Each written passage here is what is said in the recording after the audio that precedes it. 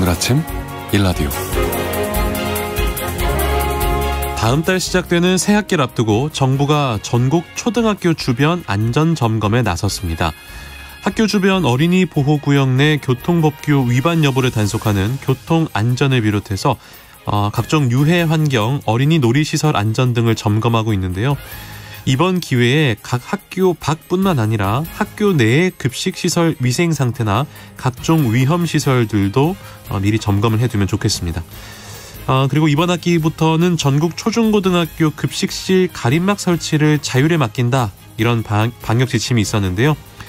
이로써 코로나19 방역에 활용됐던 투명 가림막 철거 작업을 하는 학교가 제법 많아졌습니다. 그런데 철거한 뒤에 플라스틱 가림막을 어떻게 처리할지가 좀 문제라고 하네요. 페트병이나 일반 플라스틱과는 달리 이 가림막들은요, 플라스틱이더라도 재질이 다른 경우가 많아서 재활용이 쉽지 않은 상황이라고 하는군요. 시도교육청 단위로 모아서 재활용을 하는 방안이나 번거롭더라도 제대로 선별해서 재활용률을 높여보자는 의견 등이 나오고 있습니다. 앞으로 각 기업과 식당에서까지 본격적으로 가림막을 철거하면 정말 많은 양의 플라스틱이 쏟아져 나오게 될 텐데요. 서둘러서 대책을 마련해야 될 때인 것 같습니다. 2월 28일 화요일 오늘 아침 일라디오 출발합니다. 안녕하세요. 아나운서 강승호입니다.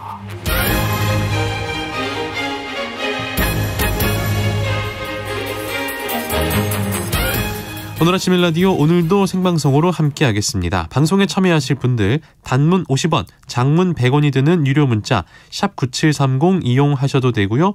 유튜브에 KBS 일라디오 공식 채널 검색하고 들어오시면 채팅창에 참여하실 수 있습니다. 콩 어플리케이션에서도 일라디오를 보이는 라디오로 함께 하실 수 있습니다.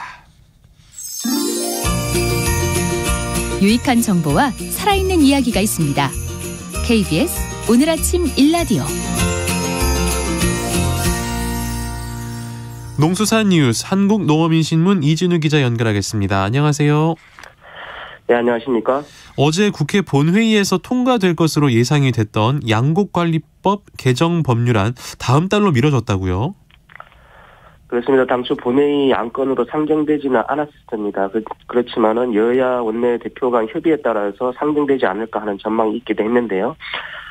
그런데 결론적으로는 상정되지 못했습니다. 과정을 보면 이랬었는데요.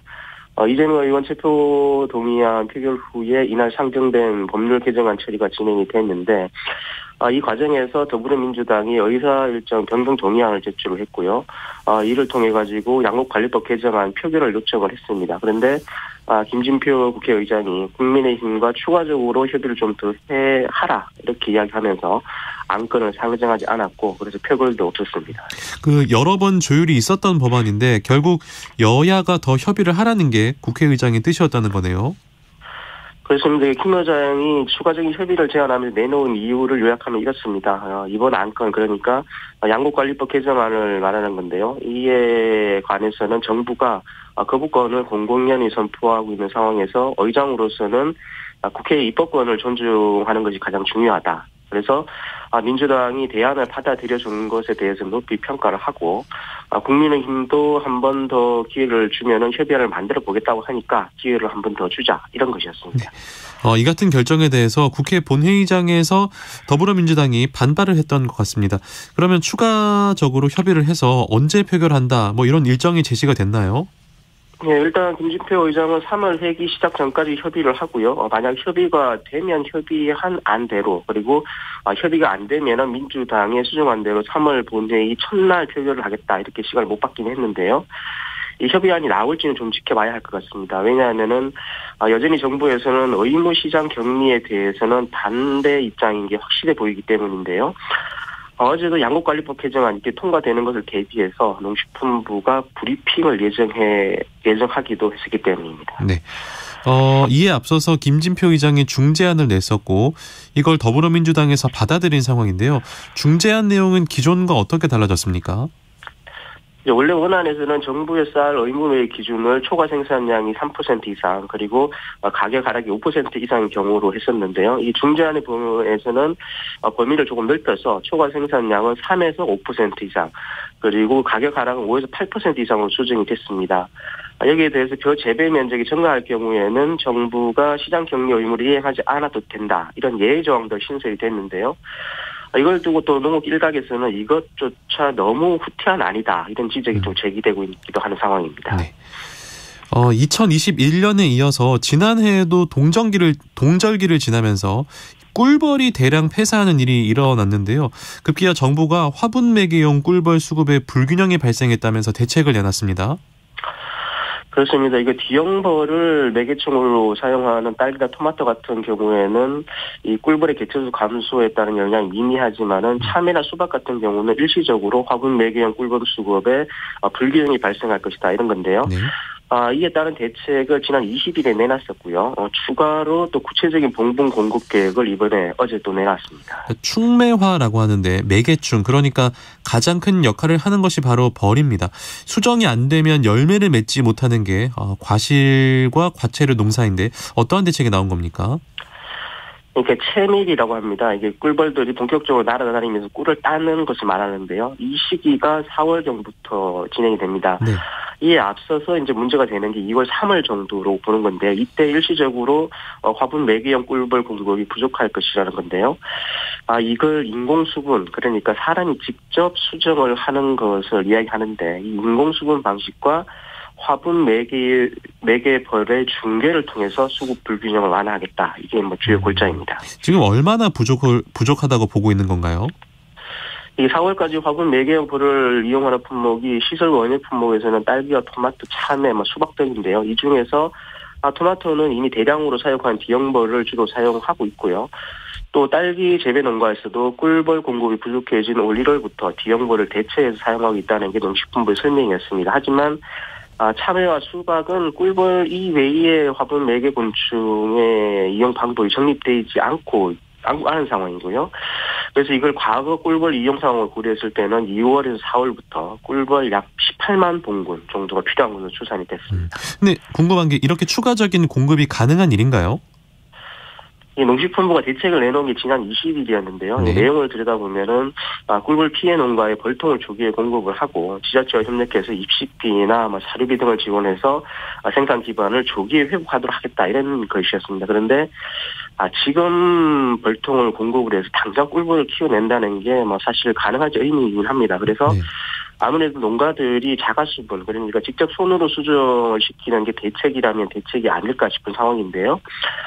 이게 일일이 화각마다 수정을 해야 되는 일이다 보니까 어쨌든 연초부터 농민들께서는 농사를 짓는데 좀 큰 어려움을 겪을 것으로 예상이 되는 상황입니다. 네. 그런데 이제 이 꿀벌 폐사 문제가 발생한 게 어제 오늘 일이 아닌데 아직도 제대로 된 원인 규명 혹은 이를 막을 방제 방법이 없다는 지적이 나오고 있습니다.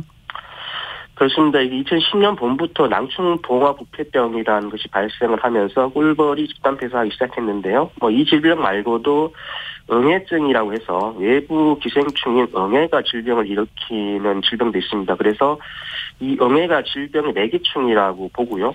이걸 방제하는 약제를 사용해 왔는데요. 그런데 이번에 정부가 밝힌 꿀벌 폐사 이유를 보면은 약제의 내성을 가진 응애가 확산을 했고 그리고 또 응애를 제대로 방지하지 않았기 때문이다 이렇게 밝히면서 현장에서는 좀 논란이 재점화되게 됐습니다. 뭔가 좀 앞뒤가 맞지 않는다라는 생각이 듭니다. 그렇습니다. 기존에 사용하던 약제의 내성을 가진 응애가 확산이 됐는데 이거를 제때 방제를 하지 않아서 발생했다 하는 말이 사실 일단 좀 앞뒤가 맞지 않아 보이고요. 네. 또 지난해 피해에 대해서는 전체 양봉 농가의 한 1% 정도도 안 되는 사례를 조사를 했으면서 전년과 달리 양호하다. 그러니까 피해가 적다 이렇게 발표를 해서 양봉 농가들이 현실성이 떨어지는 주장을 내놓고 있다. 이렇게 또 주장을 하게 됐습니다. 어쨌든 말씀드린 것처럼 지난 20일에 대책이 나왔었기 때문에 당장 화분 매개용 꿀벌이 원활하게 공급되기는 어려울 것 같은데요. 공급이 되면 좋겠지만은 비상책으로 시설 원예 농사를 지으시는 분들께서는 수고스럽더라도 자가수분은 미리 좀 고려해 두시는 게 좋을 것 같습니다. 네. 다음 소식으로 가보겠습니다. 지난해 국내 어업 총 생산량 그 전년도에 비해서 감소했다라는 뉴스가 있었네요. 그렇습니다. 2021년에는 그 전년에 비해서 1.2% 정도 소폭 감소세를 보였던 국내 어업 총생산량, 이게 지난해에는 360만 4천 톤을 기록하면서 전년 대비 또 6% 감소한 것으로 집계가 됐습니다. 생산액은 다행히 생산량 감소비보다는 조금 적은 0.4% 정도 줄어든 것으로 나타났는데요. 이게 연근해 어업이나 해면 양식어업 그리고 원양어업에서는 모두 생산량이 감소했고요. 또 반면에 이제 내수면 어업에서만 증가세를 유일하게 나타냈습니다. 연근해 어업이 직접 그물 등의 어로 장비를 이용해서 수산물을 잡는 걸 말하는 건데 이게 큰 폭으로 줄었다는 얘기인 거죠? 그렇습니다. 이게 지난해 연근해업 총 생산량이 88만 7천 톤을 기록했는데요. 이게 전년 생산량 94만 3천 톤에 비해서 5.9%, 6% 가까이 감소한 겁니다.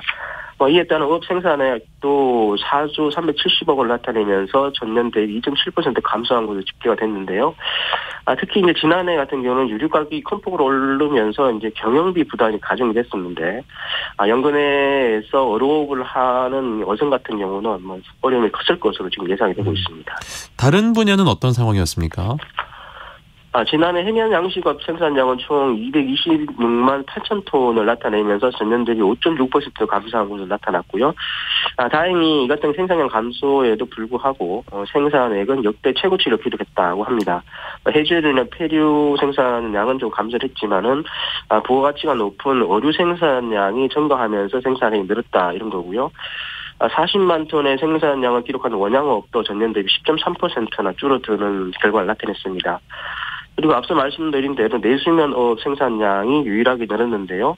이 왕우렁이하고 송어류 그리고 특히 자연산 실뱀장 어획량이 증가하면서 이 뱀장어 입식량이 늘어난 때문에 이렇게 분석이 됐습니다. 네. 끝으로 봄철 영농기를 앞두고 어제부터 전국 농기계 순회 수리봉사가 진행이 되고 있다는 소식도 있네요. 그렇습니다. 농기계 순회 수리 봉사는 어제 27일부터 3월 24일까지 4주간 88개 시군 147개 업면동에서 진행이 되는데요. 트랙터, 콤바인 그리고 관리기, 경운기 같이 봄철에 많이 사용하는 농업기계를 대상으로 이제 안전 점검과 수리 정비를 실시한다고 합니다. 순회 수리 봉사반은 대동과 TYM 그리고 동양물산이고요. LSM 트론 그리고 아시아텍 등 4개 농기계 제조업체에서 54명의 이제 수리기사가 34개 반을 구성해서 참여를 하게 되는데요. 기본적으로 농업기계 점검과 수리, 정비 서비스는 원칙적으로 무상으로 실시를 하고요. 부품 교체나 수리를 위한 운반 비용은 실비로 지급을 받는다고 하니까요. 그리고 또 지역별 자세한 일정은 시군이나 농기계 업소별 영업소 그리고 농기계 대리점 문의를 하시면 알 수 있다고 하니까 꼭 참고하셔서 점검을 한번 받아보셨으면 좋겠습니다. 농수산뉴스 한국농어민신문 이진우 기자였습니다. 고맙습니다. 감사합니다.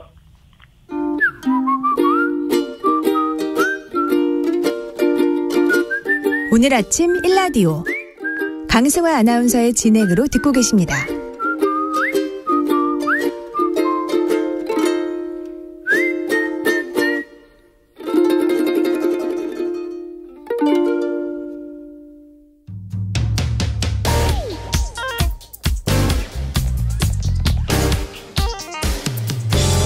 오늘 아침 뉴스 브리핑.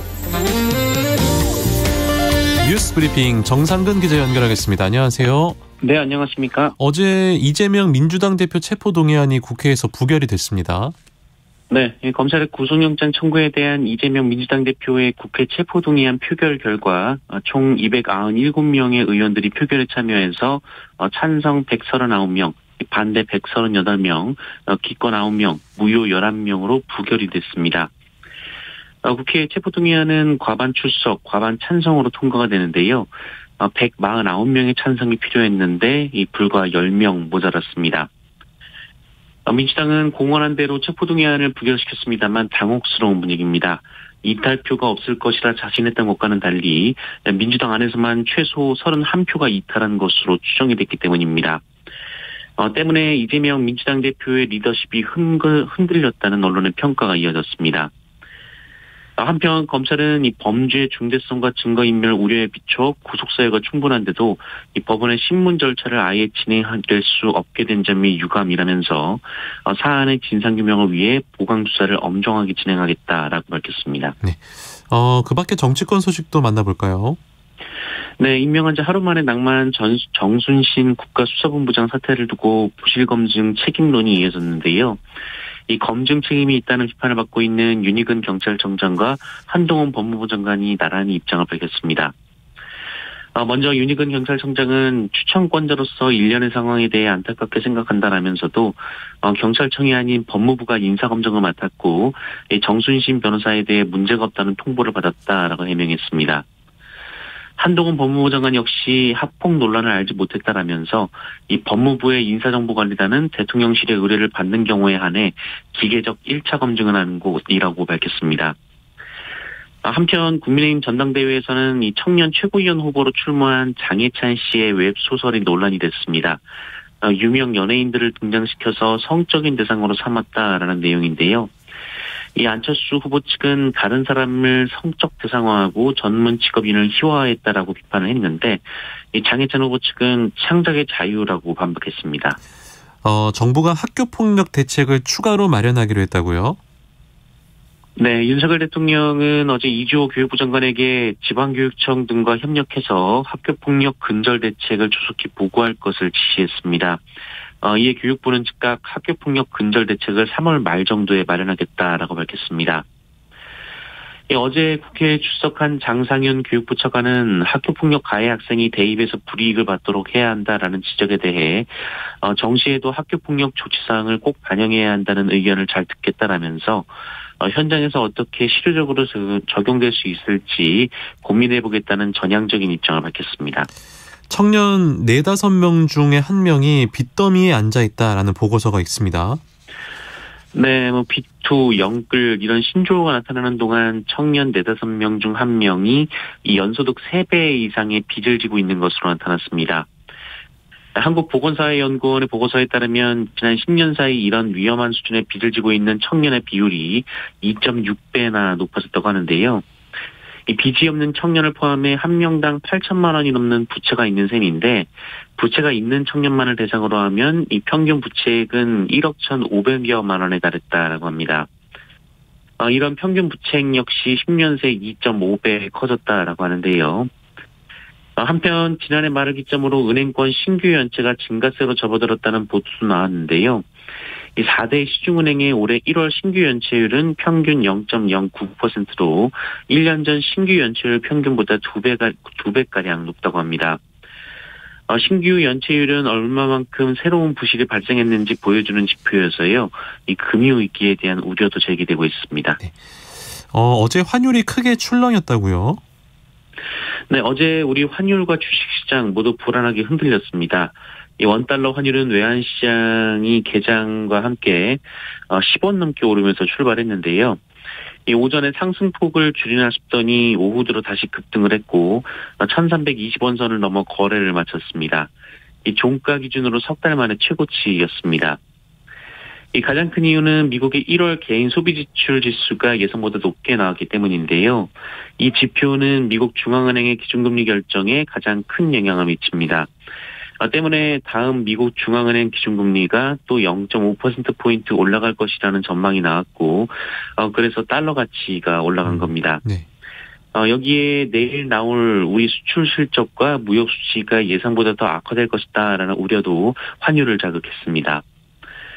또한 코스피도 1% 정도 하락을 했는데요. 특히 외국인이 어제 하루 3천억 원 이상 순매도했습니다.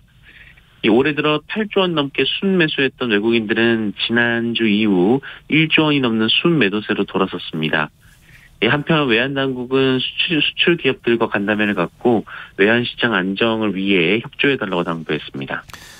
설악산 오색 케이블카 사업 사실상 승인이 됐다고요?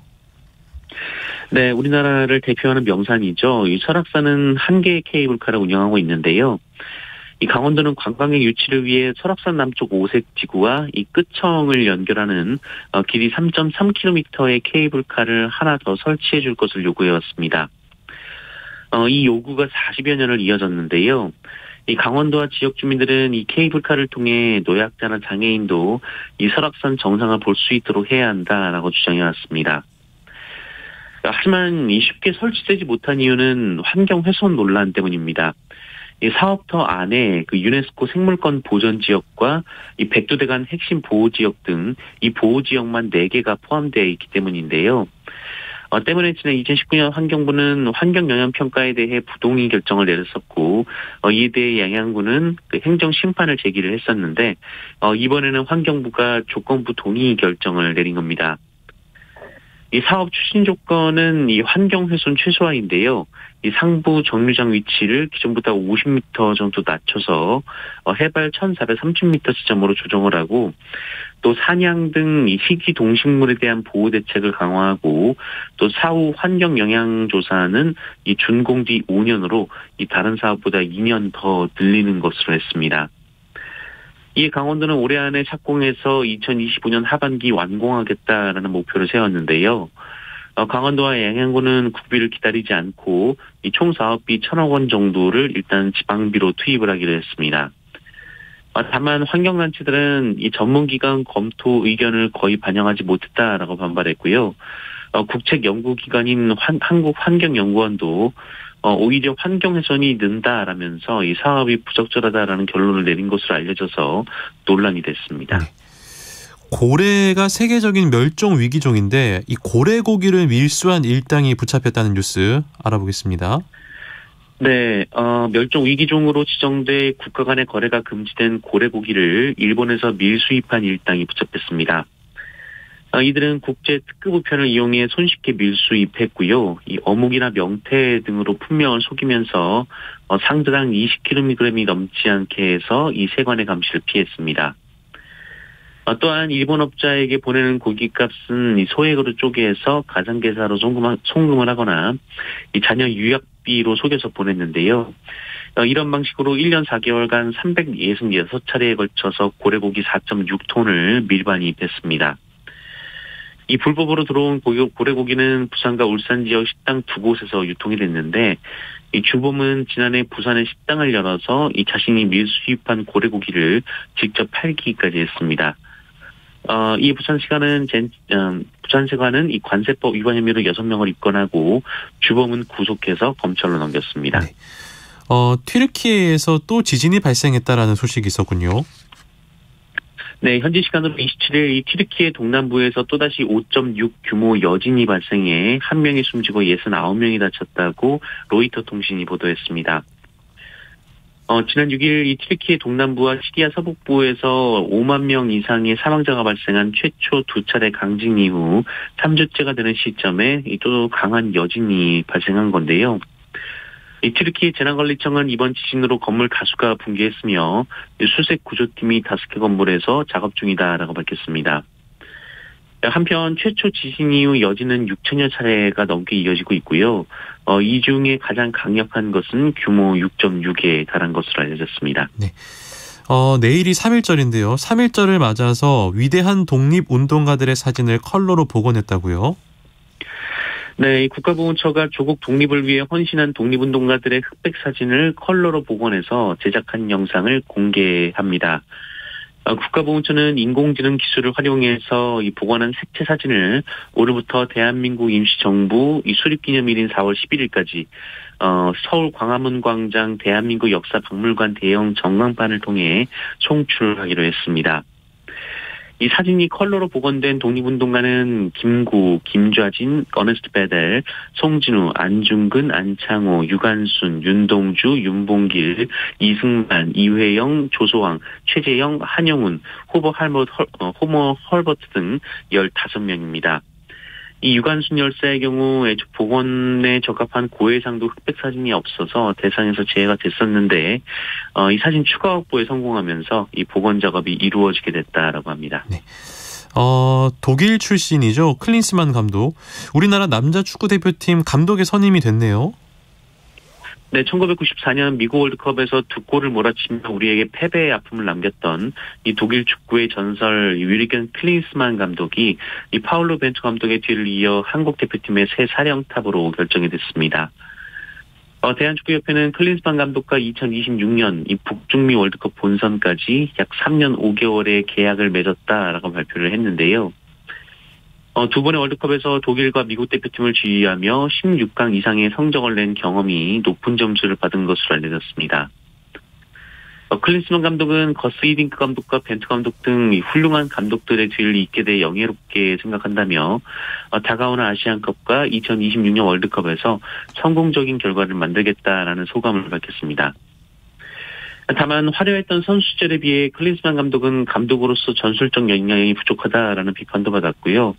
또 헤르타 베를린 감독을 그만둔 뒤 최근 3년간 지도자 경험이 전혀 없다는 점도 우려가 나오고 있습니다. 여기에 독일 대표팀 감독으로 근무할 때 미국에서 재택근무 논란을 빚은 바도 있는데요. 이 클린스만 감독은 한국에 거주하며 대표팀을 지도해야 한다는 축구협회의 요구를 수락한 것으로 전해졌습니다. 한편 클린스만 감독은 다음 달 24일 콜롬비아와의 평가전에서 데뷔전을 치를 것으로 보입니다. 네, 뉴스브리핑 정상근 기자였습니다. 고맙습니다. 고맙습니다.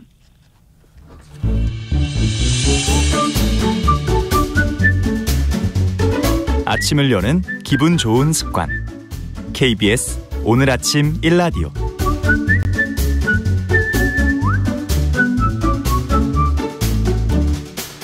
도시농부들의 텃밭 가이드 수원 씨앗도서관 박영재 관장과 오늘도 함께합니다. 관장님 어서 오세요. 네, 안녕하세요. 오늘도 텃밭과 관련해서 궁금한 점 있으시면요. 단문 50원, 장문 100원이 드는 유료 문자 샵 9730으로 지금 바로 문자 보내주시면 저희가 자세하게 답변 드리겠습니다. 야, 벌써 내일이 3월이네요, 관장님. 네. 3월 하면 이제 진짜 봄 느낌이 오잖아요. 네, 시간이 참 빠르죠. 네, 너무 빠른 것 같아요. 기상청에서 예보하고 있는 3월 한 달간의 그 장기 예보는 네. 평년보다 따뜻할 것이라고 합니다. 북극의 추위를 이렇게 막아주는 편서풍이 이렇게 뱀처럼 움직이면서 북반구를 이렇게 돌고 있는데 유럽과 미국 쪽으로 좀 내려가고 아시아 쪽은 좀 올라가기 때문에 아무래도 좀 갑작스러운 봄에서 갑자기 여름으로 또 이렇게 진행할 수도 있다라는 좀 생각이 드는데요. 네. 또 4월의 기온은 또 아직은 또 예측할 수가 없어서 좀 조심스럽기도 합니다. 일단 지금 상황으로만 봐서는 봄이 굉장히 짧을 수도 있고 바로 뭐 여름이 될 수도 있다. 그렇죠. 그렇군요. 아무튼 뭐 워낙 봄 날씨가 변덕스러우니까 또 예의주시하는 게 중요할 것 같은데 이 시기에 농가에서 특별히 주의해야 할 게 있습니까, 관장님? 이럴 때 가장 힘든 부분이 그 과수 농장입니다. 네. 나무들이 꽃을 피웠지만 갑작스러운 추위에 이제 꽃이 떨어지기도 하고 꽃가루 수분을 해줘야 되는 곤충들이 없어지는. 요즘에 벌이 없어서 네. 큰일이더라고요. 그런 어려움이 있는데요. 네. 또 텃밭에서도 엽채류나 근채류 정도는 좀 그래도 내한성이 있어서 괜찮은데요. 잠깐의 추위는 괜찮은데 네. 고추나 토마토와 같은 과채류는 또 심각한 피해를 입을 수도 있습니다. 갑자기 또 추워지면 고추나 토마토는 피해가 있을 수 있다. 이 봄철에 농사가 쉽지가 않네요. 그 본격적으로 3월이 되면 이제 모종이 많이 나오잖아요. 네. 모종도 날씨를 살펴가면서 심어야겠죠? 네, 모종 가게에서 아마 이제 다양한 모종들이 이렇게 쏟아져 나올 텐데요. 네. 보통 하우스 시설을 갖추고 있는 농민들에게 맞춰서 이 모종이 나옵니다. 그래서 시설이 없는 노지에 이렇게 텃밭 하시는 분들은 지금 심어도 되는지를 잘 물어보고 이렇게 확인하셔서 구입하셔야 합니다. 가장 안정적인 방법은 사실은 모종보다는 씨앗을 직접 이렇게 파종하는 일입니다. 그러니까 아직 그 추위가 채 가시지 않은 요즘 같은 시기에는 뭐 모종보다는 씨앗 파종이 더 나은 방법이란 말씀이신가요? 네. 씨앗은 흙 속에서 외부의 기온을 이렇게 감지하고 있다가 네. 먼저 뿌리를 내린 다음에 이제 밖으로 나가도 되겠다 싶으면 이렇게 싹을 내기 때문에 아무래도 이런 냉해 피해를 줄일 수가 있습니다. 진짜 신기한 것 같네요. 예. 씨앗 보면 그냥 단순히 그냥 아무 생각이 없어 보이는데 전혀 아닙니다. 그죠? 민감한 온도 센서가 달려있는 최첨단 씨앗인데 그럼 오늘은 시기적으로 씨앗 파종을 하는 방법을 배워보면 좋겠네요. 네. 씨앗을 파종하는 방법은 씨앗의 크기에 따라서 흩어뿌림, 줄뿌림, 전뿌림을 합니다. 네. 먼저 이제 흩어뿌림에 대해서 말씀드리면 씨앗이 아주 작은 도라지라든지 아욱과 같은 씨앗들은 이렇게 손으로 이렇게 잡을 수가 없거든요. 네. 그래서 일항에 이렇게 씨앗을 흩뿌려주는 방식으로 파종을 하게 됩니다. 네. 또 하다 보면 또 너무 조밀하게 한 군데에 이렇게 쏠리지 않도록 씨앗이 그래서 이제 비슷한 크기의 씨앗과 모래를 섞어서 이렇게 뿌려주게 되면 골고루 이렇게 뿌릴 수가 있습니다. 네. 이렇게 한 다음에 세갈키로 긁어서 이렇게 흙을 덮어주는데요. 보통 씨앗을 심는 깊이는 씨앗 두께의 2배에서 3배 정도이기 때문에 이렇게 세갈키로 긁어주는 것만으로도 씨앗이 아주 잘기 때문에 충분히 덮이고 또 덮이지 않은 씨앗은 발아하지 않아서 파종하면서 동시에 이제 솎아주는 효과도 냅니다. 흩어뿌림에 대해서 설명을 해드렸습니다. 다음으로 줄뿌림은 어떻게 합니까? 중간 정도 크기인 당근이라든지 상추, 고수와 같은 씨앗들은 줄뿌림을 하는데요. 네. 이건 작긴 하지만 손으로 이렇게 집을 수 있는 그 정도의 사이즈입니다. 네. 일항 위에 포기 간격을 15cm 정도에서 20cm 정도 이렇게 간격을 두고 일항 방향과 직각으로 이렇게 호미로 3cm 정도 깊이로 이렇게 줄을 긋고 그 홈에 씨앗을 뿌립니다. 씨앗이 겹쳐지지 않도록 개미를 쫓아가듯이 개미 행렬하는 거 보셨죠? 네. 이렇게 씨앗을 배치합니다. 아하. 그리고 다시 흙으로 덮어주면 됩니다. 그렇군요. 줄뿌림은 개미가 행렬하듯이. 네. 전뿌림이 있잖아요. 전뿌림은 큰 씨앗을 파종하는 방법이죠. 네, 맞습니다. 전뿌림은 말씀하신 대로 씨앗이 큰 강낭콩이나 완두콩을 파종하는 방법인데요. 엄지, 검지, 중지 세 손가락을 이렇게 넓게 편 상태에서 네. 땅에 쿡 찍으면 구멍이 뚫리게 되겠죠. 어허. 네, 이 당랑권이라고 그러죠. 당랑권. 네, 그래서 그 구멍마다 콩알을 이렇게 하나씩 넣어주면 됩니다. 그리고 흙으로 덮어줍니다. 자신보다 수백 배 큰 수레를 무서워하지 않는 사마귀처럼 당랑권으로 구멍을 쏙쏙쏙 파서 거기다 씨앗을 뿌려라. 네. 전뿌림까지 알아봤습니다.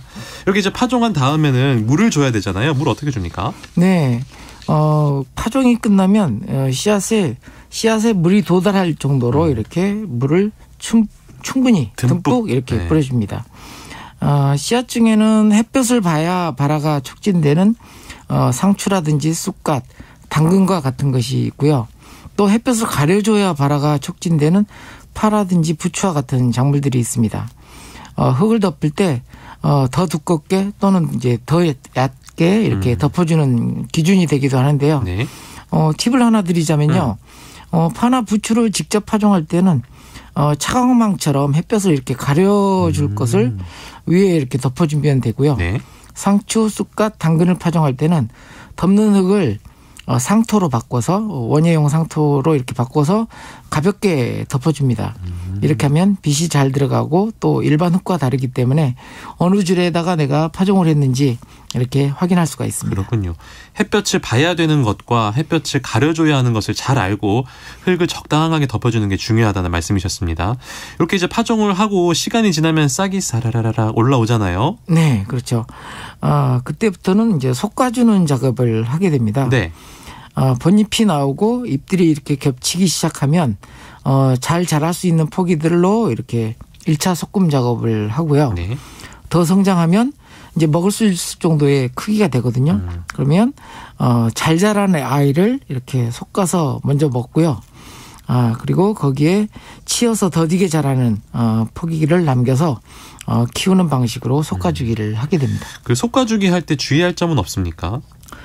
또 마지막 솎아주기를 또 한번 해야 되는데요. 네. 끝까지 성장했을 때의 포기 간격들을 계산해서 솎아주면 됩니다. 이런 솎아주기를 할 때는 옆에서 자라는 포기들의 뿌리를 들뜨게 할 수가 있어서 솎아주기 한 다음에는 반드시 물을 듬뿍 뿌려줘야 합니다. 네. 씨앗 파종에 대해서 오늘 자세한 내용 알려주셨는데 그 파종하기 전에 밭을 갈고 다듬는 시기라서 그런지 그 흙 속에 벌레를 이거 어떻게 해야 되냐라는 청취자 질문이 꽤 많거든요. 먼저 그거부터 알려주시고 이어서 청취자 문자 살펴보겠습니다. 네. 제 주변에도 흙 속에서 벌레들이 많아서 땅을 소독해야겠다면서 그 방법을 묻는 분들이 많은데요. 네. 이런 벌레들은 자세히 보면 주변의 나무 뿌리 근처에 이렇게 많이 발견할 수가 있습니다. 뿌리에서 내놓는 이 산성 물질에 끌려서 이렇게 모이게 되는데요. 네. 밭에도 주로 이렇게 토양이 산성으로 이렇게 기울어지게 되면 이렇게 벌레들이 많이 생깁니다. 그래서 석회비료를 뿌려서 토양을 중화시키는 작업을 하는 것이 좋고요. 그리고 또 거주지 인근 농업기술센터에서 농업용 미생물들을 나눠주고 있습니다. 무료로 이렇게 나눔을 하는데요. 네. 이런 것들을 좀 뿌려주는 작업을 좀 하시면 좋습니다. 유유상종이라고 좋은 미생물들이 많으면 나쁜 미생물들이 이렇게 나쁜 미생물들과 해충들이 물러나는 그런 경향이 있습니다. 그렇군요. 자, 이어서 청취자 여러분의 궁금증 저희가 신속하게 풀어드리도록 하겠습니다. 4222번님, 장 담글 때 왜 콩은 노란 콩으로만 하나요? 궁금합니다. 아, 네. 저희는 지느니 콩으로도 하는데요. 네, 정해져 있는 게 아니군요. 네, 검정 콩으로도 해도 되고요. 네. 어떤 분들은 작두콩으로 장 담그시는 분들도 계세요. 네. 모든 콩은 장 담그기가 가능합니다. 네, 그냥 우리가 익숙한 게 노란 콩이기 때문에. 그렇죠. 8937번님, 커피 찌꺼기 거름 활용법 알려주세요. 네. 커피 찌꺼기 관련해서 한번 거름 만드는 법도 말씀을 드렸었는데요. 네. 커피 찌꺼기를 스프레이로 물을 뿌려가면서 축축하게 만들어주면 나중에 이렇게 곰팡이가 하얗게 이렇게 씁니다. 네. 생깁니다. 네. 그러면 이제 발효가 시작되는 거거든요. 그래서 이렇게 하얗 곰팡이가 피게 잘 발효시킨 다음에 일반 거름하고 똑같이 이렇게 밑거름으로 옷거름으로 이렇게 활용하시면 좋습니다. 네, 알겠습니다. 0315번님, 처음으로 마늘을 심어봤는데요. 재래식으로 비닐을 덮은 상태인데요. 비료 줄 때는 어떻게 주나요? 요거 비닐을 걷어야 하는 건지요? 보통 이제 탭이라든지 이런 것들을 줄 때는 그냥 비닐 위에다 이렇게 줍니다. 네. 그러면 마늘 구멍 뚫어놓은 사이로 이렇게 스며들게 하죠. 그렇지 않으면 이제 물비료를 만들어서 이렇게 스프레이 형태로 이렇게 뿌려주면 좋습니다. 물비료가 좀 효과적이겠네요. 네. 최은규님, 풋고추를 사왔는데 씨가 까만색이에요. 어찌할까요?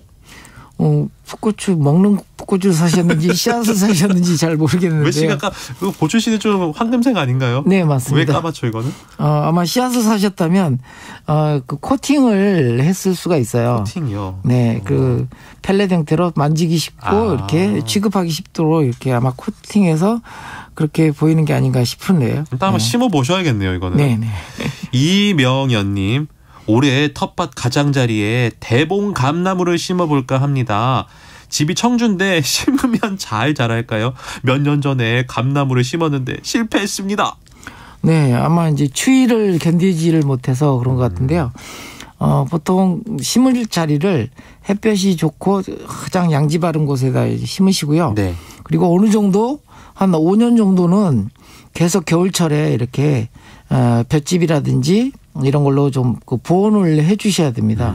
그리고 어느 정도 자라면 나중에는 이제 그걸 겨울에 안 씌워줘도 어느 정도 이제 뿌리가 깊게 내리게 되면 겨울도 잘 견디게 됩니다. 마지막 질문인데요. 1580번님, 시에서 만들어 놓은 낙엽거름으로 충분한지 궁금합니다. 추가로 시중 퇴비를 더 넣어도 되는지요? 훌륭한 지자체인 모양인데요. 시에서 이렇게 퇴비까지 만들어 주시니 이런 낙엽거름으로 사실은 이제 충분하지는 않아요. 왜냐하면 이제 아무래도 낙엽이 많아서 탄소질이 많아서 질소질이라든지 이런 성분이 좀 적을 수가 있거든요.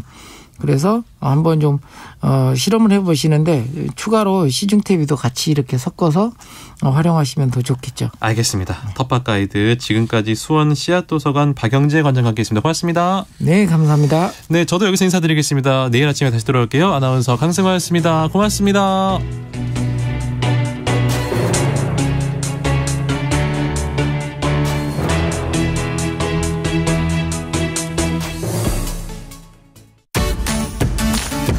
여보, 올해 공익직불금 신청이 2월 1일부터 4월 28일까지 진행된대요. 지난해와 변동사항이 없으면 인터넷이나 스마트폰으로 신청하도록 연락이 온다니 우리 편하게 신청하자고요. 2017년부터 19년 사이 직불금을 받아야 신청 가능했던 농지 요건이 올해에는 삭제되어 신청 대상 농지가 크게 늘어났대요. 그래요? 폐경지 등 농지 영상 유지가 안 된 농지는 신청하면 안 되고요. 읍면동사무소나 국립농산물품질관리원 전화 1644-8778에 문의해서 자세히 알아봐야겠네요. 본 캠페인은 농림축산식품부와 국립농산물품질관리원이 함께합니다.